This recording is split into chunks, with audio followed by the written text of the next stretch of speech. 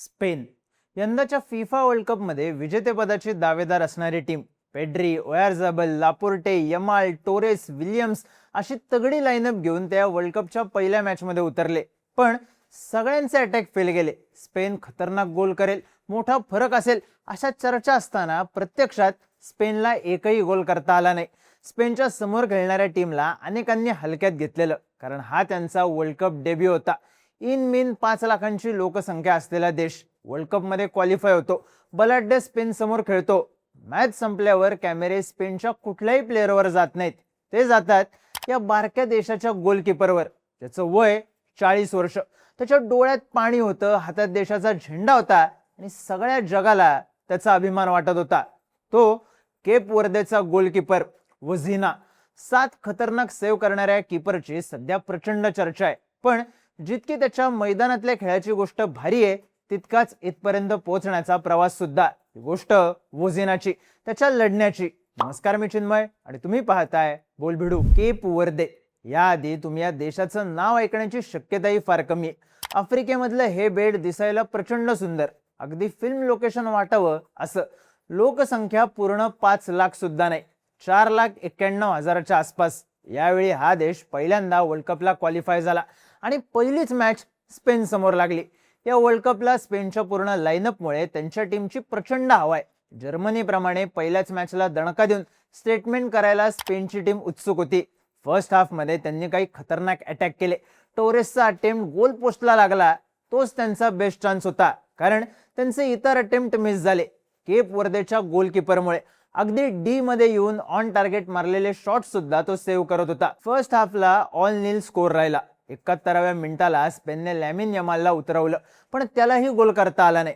Spain euro champion आहे. Spain potential world cup winner आहे, पण सध्या स्पेन एका पॉइंटवरच आहे. केप वर्देने केलेल्या ड्रॉमुळे. हा ड्रॉ शक्य झाला तो कीपर वझिनामुळे. तो अक्षरशः भिंत म्हणून उभा राहिला. स्पेनचे अटॅकर्स विरुद्ध केप वर्देचा गोलकीपर अशी 1-on-1 मॅच वाटावी असा. मॅच संपली तेव्हा सगळे कॅमेरे, सगळ्यांच्या नजरा 90 मिनिटं भिंतीसारख्या उभ्या राहिलेल्या वोझिनाकडे होत्या. पण त्याच्या भिंत बनून उभं राहण्याची सुरुवात आत्ता झाली नाही, ती झाली केप वर्देच्या रस्त्यांवर, मोठं नाव नसलेल्या क्लब्समध्ये. याचं खरं नाव जोसिमार जोसे इवोरा दियास. वडील आर्मीमध्ये होते, आई नोकरी करायची. घरी सांभाळायला कुणी नाही म्हणून आजी आजोबांकडे वाढला. तिथल्या रस्त्यांवर पोरं फुटबॉल खेळायची. अर्थात जोसिमार पेक्षा वयाने मोठी. हा गडी त्यांच्यात खेळायचा, अनेकदा मार खायचा, चिडून घरी जायचा. आजीकडे जातो म्हणून याला टोपण नाव मिळालं वझिना. याचा अर्थ होतो आजी. केप वर्दे या बेटावर फुटबॉल कोचिंगसाठी कुठलाच क्लास नव्हता. इथली पोरं रस्त्यांवर, मोकळ्या मैदानांवर खेळत खेळत मोठी झाली. जोसिमार सुद्धा.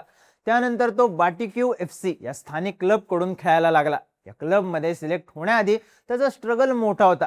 त्याने स्वतः फिफाच्या वेबसाईटला दिलेल्या इंटरव्ह्यू मध्ये सांगितलं, तो गोलकीपर म्हणून प्रचंड भारी होता, पण त्याची उंची कमी भरायची.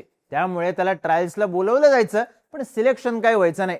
16व्या-17व्या वर्षी अचानक त्याची उंची वाढली आणि त्याला चान्स मिळाला. पण वयाच्या 25व्या वर्षापर्यंत वोझिना अमॅच्युअर फुटबॉल प्लेअरच होता.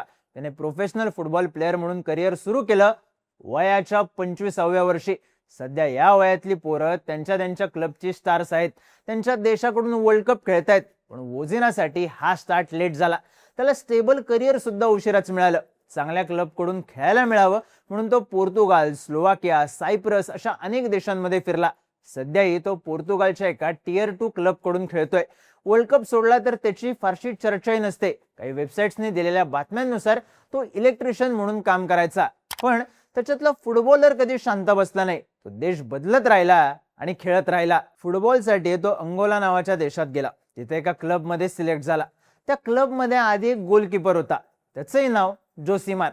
त्यामुळे वोझिनाला जोसिमार 2 बनायचं नव्हतं. त्याच्या वडिलांनी ब्राझीलच्या एका फेमस फुटबॉलर वरून जोसिमार हे नाव ठेवलं होतं. त्यामुळे नाव बदलायचा विषय नव्हता, पण त्याने नाव बदललं. केप वर्दे त्याला ज्या नावाने ओळखायचं त्याच नावाची जर्सी त्याने घातली, वोझिना. 2012 पासून तो केप वर्देचा फुल टाइम गोलकीपर म्हणून खेळतोय. 80 पेक्षा जास्त इंटरनॅशनल मॅचेस मध्ये खेळलाय. आफ्रिका कप मध्ये तर रेग्युलरली खेळलाय. त्यात यावेळी त्याची टीम वर्ल्ड कप साठी क्वालिफाय झाली आणि वोझिनाच्या खांद्यावरची जबाबदारी आणखी वाढली. वोझिना मोठ्या लीग मध्ये कधीच खेळला नव्हता. आफ्रिका कप मध्ये सुद्धा सगळ्याच मोठ्या टीम्स आहेत असा विषय नाही. त्यामुळे इतक्या मोठ्या स्टेजवर तो कसा खेळणार, डिफेन्स किती अभेद्य राहणार हा प्रश्न होता. पण वोझिनाने खतरनाक गेम दाखवला. 7 सेव्ह केले, काही तर अगदी शेवटच्या क्षणी केले. त्याच्या डिफेन्समुळेच केप वर्देला गेम मध्ये टिकून राहता आलं. अर्थात त्यांच्या प्लेयर्सचा गेम वीक नव्हता. त्यांच्याकडे बॉलचं 26% पोझिशन होतं, पण तेवढ्या पोझिशन मध्ये त्यांनी फक्त एक फाऊल केला. ऐकायला किरकोळ वाटेल, पण हा रेकॉर्ड आहे. ओचुआ, मार्टिनेज अशा गोलकीपर्सची प्रचंड चर्चा असताना ओझिना आउट ऑफ सिलेबस आला आणि कीपर म्हणून सुपरहिट ठरला. स्पेनच्या खतरे अटॅक समोर क्लीन शीट ठेवून प्लेअर ऑफ द मॅच सुद्धा झाला. मॅच संपल्यावर केप वर्देच्या सगळ्या प्लेयर्सने वोझिना भोवती गराडा घातला, पण त्याच्या डोळ्यात पाणी होतं. मॅच ड्रॉ केल्यामुळे नाही, तर त्याचा हा भारी परफॉर्मन्स बघायला त्याच्या फॅमिली मधलं कुणीच येऊ शकलं नव्हतं. ज्या आजी आजोबांकडे तो वाढला त्यांचा काही वर्ष आधी मृत्यू झाला.